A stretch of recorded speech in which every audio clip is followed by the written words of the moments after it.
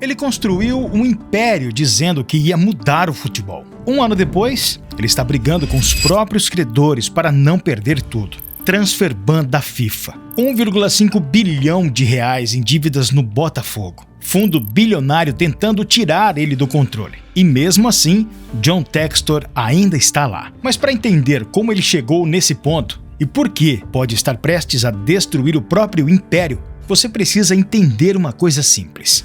Isso nunca foi só sobre futebol. Foi sobre dinheiro. Muito dinheiro. E dívida. Em 2022, Textor não queria ser apenas dono de um clube. Ele queria montar uma rede, uma holding chamada Eagle Football. Pensa assim, em vez de ter um único time, ele teria vários, em países diferentes, todos conectados.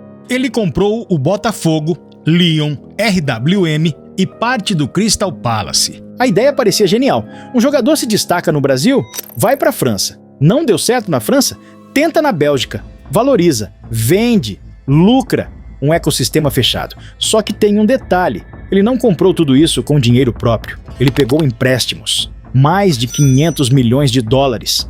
E aqui entra o personagem mais importante dessa história, Ares Management, um dos maiores fundos de investimento do mundo. Traduzindo de forma simples, a Ares é tipo aquele banco gigante que te empresta dinheiro, mas com uma diferença brutal. Se você não paga, ela pode ficar com sua casa. No caso do Textor, a casa eram os clubes. Quando a Ares emprestou o dinheiro, colocou uma cláusula clara no contrato. Se você não cumprir as regras ou não pagar, podemos assumir o controle. E o que foi dado como garantia? Participação no Crystal Palace, o estádio do Lyon e até os 90% da SAF do Botafogo. Em 2023, a Eagle entrou em inadimplência técnica. Parece complicado, mas é simples. Ela não entregou documentos financeiros corretamente para a Ares. Não foi falta de dinheiro naquele momento, foi quebra de regra. E em contratos gigantes, regra é tudo. A Ares poderia ter executado o contrato ali, poderia ter tomado tudo, mas não tomou. Deu 12 meses para Textor reorganizar, uma segunda chance. Só que ele não reorganizou. E aqui começa o problema real. Entre 2023 e 2025, a Eagle sangrou. Prejuízo de 25 milhões de euros para 201 milhões, aumento de 8 vezes. Receita caiu 100 milhões de euros. Dívida líquida de 463 milhões de euros para 576 milhões de euros. Era como se ele estivesse tentando apagar um incêndio com gasolina. Então, em 2025, a Ares perdeu a paciência. Forçou a venda do Crystal Palace por 190 milhões de libras. O dinheiro da venda foi direto para pagar a dívida. Mas nem isso resolveu, porque o buraco era maior. E, enquanto isso, outro incêndio começava. O Lyon entrou em crise, quase caiu de divisão. Foi proibido de contratar jogadores. Pressão financeira enorme. E aqui vem uma parte que precisa ser explicada com calma. Textor começou a usar dinheiro do Botafogo para ajudar o Lyon. Pensa nisso. Dinheiro que poderia fortalecer o time brasileiro foi usado para segurar o clube francês.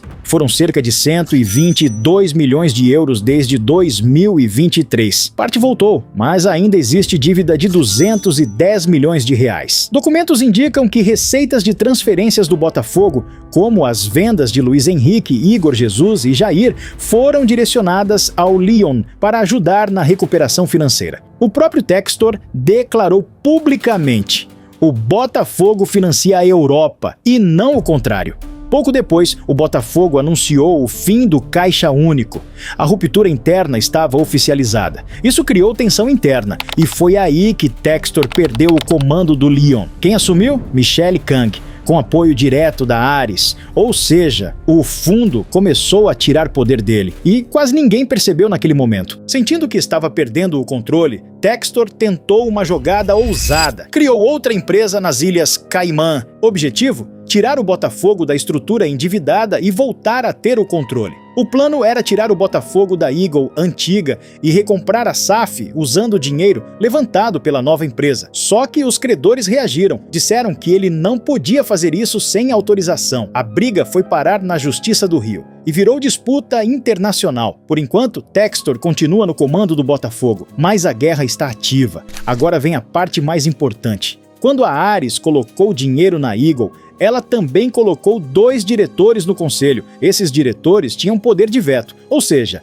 Textor não podia decidir tudo sozinho. Eles funcionavam como freio, mas Textor decidiu demiti-los. Por quê? Porque eles discordavam das decisões dele, principalmente sobre como resolver as dívidas urgentes do Botafogo. Para Textor, era estratégia. Para Ares, foi quebra de confiança. E fundo bilionário não perdoa quebra de confiança. A Ares, então, acionou uma cláusula de proteção, disse que vai assumir o controle da holding e afastou Textor do comando da Eagle. Ele contesta, diz que não foi feito corretamente. A briga agora é jurídica, internacional, complexa, mas a essência é simples. O credor quer tomar o controle, o dono não quer sair. E o Botafogo no meio disso tudo. Aqui está o ponto que todo torcedor quer entender. Se a Ares assumir tudo, ela assume automaticamente o Botafogo? Não, porque a SAF tem regras próprias. Existe decisão judicial protegendo a estrutura atual. Então hoje a situação é essa. Textor perdeu poder na holding, mas ainda está no controle prático do Botafogo. Só que o clube tem 1,5 bilhão de reais em dívida, 700 milhões de reais para pagar em curto prazo e um transfer ban da FIFA por causa da dívida com o Atlanta United pela contratação de Almada. Sem pagar, não pode registrar jogadores. Simples assim. Em 2025, um ex-ídolo do Lyon previu tudo o que está acontecendo com o futebol hoje, com uma frase curta e forte. Textor destruiu tudo no Lyon em 2 anos. Ele vai fazer as mesmas besteiras no Botafogo. Percebe o padrão?